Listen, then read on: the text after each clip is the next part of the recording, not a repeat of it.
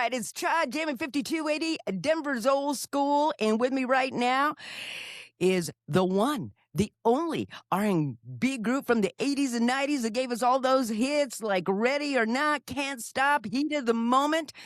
It is After 7. And I'm talking to Will, Trevon, and Kevon. That is correct. After 7. And you Yes. guys are coming to the Mile High City. You're going to be performing at the Winter Park Jazz Fest along with Patti LaBelle. And are you ready for the Mile High City? Because we're ready for you. If we can handle that mile high altitude, yes, we ready. Okay, well, we're going to give you some tips on that, all right? Plenty of water, all right? Start hydrating now because you're going to need plenty of water when you come to the Mile High City. We don't want you to get, dizzy up there or anything like that with our altitude, okay? That's right. All right. So, younger brother, Babyface, how did he influence you and shape part of your career as you guys went on your musical journey, your own musical journey? Well, I have to say, quite honestly, what my brother did for us was change the trajectory of our lives. And how did he do that? Well, for the most part, the three of us at that time, we all were working 9 to 5s, if you will, right? In our Right. respective Normal careers. jobs? Absolutely. Yeah. Pharmaceutical company, John Hancock, Chrysler Industry. So we all had various jobs holding down, life. But one thing that was true is that we always still had a love for the music. And even though he was having some successes in it, it still wasn't as easy as I'm going to open the door Right. to let you guys in. There were times where I felt like, you know what? I don't care what I got to do. I'll leave my job and I'll load equipment. He said, no. No, you're not going to do that. You just hold tight. And he did give me some good advice. He said, pay down your bills. Don't come out here with debt. Pay down your bills. Be prepared, because when the opportunity comes, I want to know that you can step into it without bringing all that extra weight with you. And that's exactly what happened between he and L.A. Reid. They had an opportunity to sign a group, to do a signing with Virgin Records. And the interesting thing was they signed us, all three of us, without seeing who we were, without knowing what we sounded like. It was strictly on the strength that Babyface and L.A. were having tremendous success as some of the two youngest, hottest producers on the R&B scene. And boop, there it is. There it is, and it still is. Okay. Let me ask you this. Your music has held up for decades. And why do you think these songs, these old R&B songs, 80s and 90s, still have such value today? Still, the younger generation loves old school. Why do you think it is? Come on, I'll give that to you. Sure. I think the reason is because music back then, like, it really told stories. It really told stories about real life situations, real life relationships, the good and the bad. And so it's relatable no matter what the time period is. Everybody goes through such moments. So, like, of course, being the youngest member, like, married. So we go through the things that music back then talked about. And it was a variety of things that people deal with in relationships. So I think that's part of the reason why it's so timeless and influential and impactful. Because it's everyday life, Yes. right? You guys sing and write songs about everyday life. And that's why we relate to it so much. Will, tell me what your part of the group is. Tell me what you like to do in the group. What do I like to do in Yeah, the what's your group? favorite thing when you're performing on stage and stuff? What's your deal? What's your jam?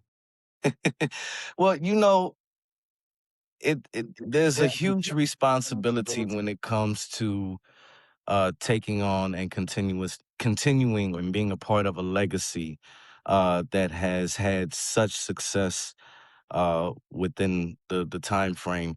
And I think one of the joys that I've gotten out of being a part of this illustrious group is seeing the fans react to us continuing that legacy. Trey and I are definitely the quote unquote newbies. But at the same time, we still have a story to tell as well as compel to the audience in regards to bringing back and sustaining that great feeling that this music has presented over the decades that After Seven has, has been in progress. So the dance moves, the songs, the Woo! Dance lyrics, moves. We love the you dance know, moves. we thoroughly enjoy. I thoroughly enjoy executing that and hearing them sing along. It's just a great experience. When you lost your brother Melvin in 2019, did you guys think of, not performing anymore, continuing with the band? What was the thought process between with that? Well, I would say that prior to losing my brother, there was a stint, there was a time of nearly 20 years, I think it was, that we did not perform because my brother had decided he was stepping away from the music industry. And for us, we felt like uh, we were not called to do any more music, create anything new without him. It wasn't until 2016 he said, "Hey, let's do it." And we for one couldn't believe it at that time, but he said he was ready to perform, and we cut the record "Timeless," and our first single was "I Want You," Mhm. and it was from there I think it just there was born a whole new, I think, world of possibilities for After Seven again. It was like he helped to rebirth the group, the brand, and what the possibilities could be. So when he passed, um, there was absolutely a void, but we also knew that he would want us to continue, and that So was it the part was of like a new energy? right, exactly right. So Right. he was all for us moving forward. He didn't want it to stop. And so I think that's what energized us to continue to move forward. What do you think of today's music? Anybody, anybody. When I say today's music, mostly music that is computer generated. The beats. You guys, you guys came up through the era of real music, Right. real musicians. And Um, what do you think about, the stuff that's out now? and I'm sure everyone will chime in. Music is ever evolving. It has Mhm, been since the beginning of time. There's nothing we can mhm. do with. There was a time when it was on wax. There was a time when it was an 8 track. There was a time when it was cassette. When it was CD. There was nothing you could really do. Either you go along with it or you get left behind. Um, there's still room for that real creativity. It's a matter of whether or not you make the choice to do so. And a lot of people, they think it's easy to lean on AI I was just to gonna do. ask you about AI. Yeah, well, that's what's next. It's knocking on the doors. Part of it's already here. So, how do you legislate it? There's so many variables, so many factors that have to come into play when you're talking about how new music is approached, and how does that impact the listener, and so on and so forth. I prefer the real thing. And as I'm sure Why don't that these guys, we they prefer the real thing, but, I we can't stop a speeding train either. So, Right. sometimes you gotta step out of the way, let them do what they're gonna do, and, you own what's yours and continue on that way. Will, Trey, speak on it. So no, I think when we look at real music and the artist that we all are fans of, whether actual musicians, singers, or consumers, whatever the case may be, uh, there's a connection that's also created with that real music, Mhm. right? Right. Um, of course, social media has kind of up that up or enhance that in regards to uh knowing these artists more personably or what have you. But my thing is, yeah, you could definitely jam and listen to an AI artist or an AI formulated song and And groove to it and everything. My question is, when you gonna see him in concert? exactly. That's I don't when see it right there. Yeah, is it uh real? Because it's real, but it's not real. you know? Right, right. You know, are you gonna see him on stage? What's the autograph look like? You know, Exactly. how compelling is the music when you realize that there's still a detachment, you know? And I think being able to understand and still have a value and a love for real artistry, there's really nothing that can stop that. Yeah, I was gonna basically say pretty much what the other fellas have already said, but personal opinion, I don't think anything beats authenticity. Um, Thank you. when you are completely yourself, and I think that's really what comes out of being a creative, um, is when you get to be yourself. And even if you're doing a cover song, if you're articulating it in the way that you choose to, you're telling your own story. It's about feeling, which is something that technology really cannot do. It cannot duplicate. It can sound good, like my brother said, it can sound great. You can groove to it. It's a nice vibe.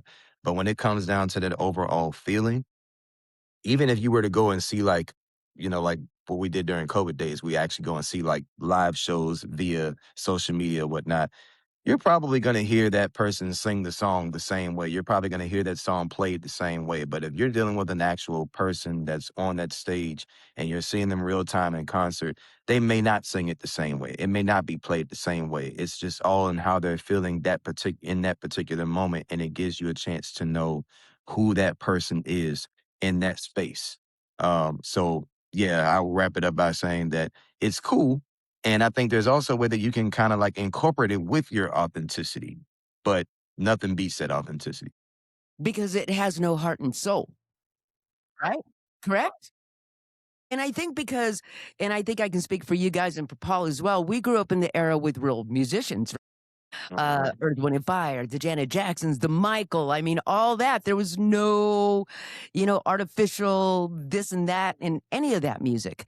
And so I was just wanting to hear your opinion on today's music and today's artists that do use the AI or do use, computer generated voices or anything else to help them to push their music and push their product and stuff like that. So, okay, I'll go to each one. Will, who's your favorite group right now? Who do you jam to when you're like road tripping or chilling or kicking it by the fire pit? Who do you got on? Uh, I'm definitely digging Leon Thomas. You said Okay. group, so does it need to be a group of No, multiple art? anybody. No, Anybody? Okay. it's one Um, of those things. If you go to a deserted island, who would you take with you? Doop, doop. God, but I'm not answering That's that question that though, right? that changed. That changed real quick. Musically, what? Musically, who would you be taking with you? Careful. No, so I mean, on the new school side, Leon, like I said, Leon Thomas, Lucky Day, um, but I'm still an old school music fan. Okay, So who's your you, favorite old school band besides you guys? God, I mean, where do I start and where do I begin? If I were to put on my playlist, it could be The Temptations. It could be it could easily be Donny Hathaway. It could be Marvin Gaye. Yeah, Um, you know, it could Pioneer. be War for all I know. Earth, Wind and Fire, absolutely. So yeah, Get you, Cisco Kid. He was a friend of ours. Yeah. absolutely. To this day. Gotta take a chance and slip into darkness, right? You have to, because the world's ghetto. Yes, indeed. Who would you take to your deserted island with you? So like my brother, I have quite a few. So Okay. starting with the new school side, I would have to start with my guy Tone Stiff. Um, Okay. that song "Fly," that's my literally an everyday song that I play in the car every day. Okay. Um, let's see, another one would be Eric Bellinger. Um, Okay. and so many like Lucky Day. Just to name a couple from the new school, and then if I kind of dial it back a little bit, I gotta mention Eric Benet. Oh Uh, yeah. that's my guy. Um, and I'm pretty sure I can mention some others up in here, like Tamia. Okay. Uh, I love Tamia. Love her voice. Shantae Moore. Um, and then SOS Band. That is one of my favorites. I love, love, love, love SOS Band and Atlantic Star. We play a lot of SOS Band and Atlantic Star here. A lot. Yeah. Jammin 5280. Yes, of course. And that's just a few. It's a whole lot more, but it's just a few. All right, up to you. Come on. I have to echo some of what they've been saying. They've been hitting it right on the head. I do love that song by Tone Stiff. I do love Lucky Day in this new era. I love Money Long. I love what she sings about. You hit my girl's name on the head, Tamia. Mia. When we talk about tone, how Yes. special her tone is, all I can say is Grant Hill is a lucky man. That's all I can say. Let me see. Sade, of course. Of course. She And it would was be rumored that she was going to come out and do a tour, but that was just all. That was just it was rumor. just rumor. Yeah. It was just rumor. Yeah. Anita Baker, Luther Vandross, Peebo Bryson. These are all my guys that I grew up with. If I wanted to group, I would say the Mighty Mighty Spinners. I loved them, still love them to this day. So I mean, these guys, it's a plethora of old school. The OJs. You just it's so much great music that has come from the past that has carried us through, and it still works today. To the point that what you talk about is it's connecting people with what they live, how they live. All those lived experiences are reflected oftentimes in the songs that we listen to, and that's why it resonates with us. So yeah, they'd be on the island with me for sure. Is there any producer out there that you guys would love to work with besides their little brother? Let me see. It would be interesting to see what Jimmy Jam and Terry Lewis would do with a group like After Seven. What kind of fresh things they would do. Um, I love Shep Crawford. He's somebody you could work with too. So I mean, there's so many new talents, and of course the underdogs. They always know what to do. Maybe Pharrell. Pharrell Yes. would be good for you guys. Oh yeah. Mm-hmm. Yeah. Stand up. Um, well, we are very excited to have you here at the Winter Park Jazz Fest. When are you guys coming into town? Do you know? We will get in town on that Saturday, I think, or maybe the day on before. Saturday? Okay. Yeah. And you were Yeah, Saturday. performing on Sunday. We're performing on Saturday, so we didn't be there on Saturday. Make sure that we are there. You're going to be there. Yes. If I have to come and pick you up myself, you're going to be there. It is All right, official. now. To that You don't Cha want to drive with me. All right now, Enterprise. Let's go. Here we go. 7. Thank you so much for calling and talking with us today. Like I said, we are really looking forward to seeing you perform out at the Winter Park Jazz Festival the weekend of July 18th and 19th with the one and only Patti LaBelle. Have you guys ever performed with Patti before? Absolutely. Yeah, Absolutely. so tell us a Yes. little bit about performing with Patti LaBelle, the one and only. Come on now. We're going to have a great time. Yeah. Absolutely. Yeah. Have a great time. Yes. Well, thank you guys so much for your time today. And like I said, man, the 90s, we can't go through music at the 90s without After 7. You guys laid down that soundtrack for R&B. I'm telling you. We Say can't it. stop. We cannot stop. Okay. And ready or not, we are welcome. We are ready for you. And we wish you nothing but the best. Thank you again so much for taking the time to talk to us right here at Jammin 5280. And we really appreciate your time. We appreciate you. Thank you, Thank you for your Cha-Cha. support. And I am looking forward to seeing you on Saturday and Sunday. Can't wait. Awesome. Okay. Thank you so All right. much. Take care. Thank you. Have a great day. Go one. Okay. Bye.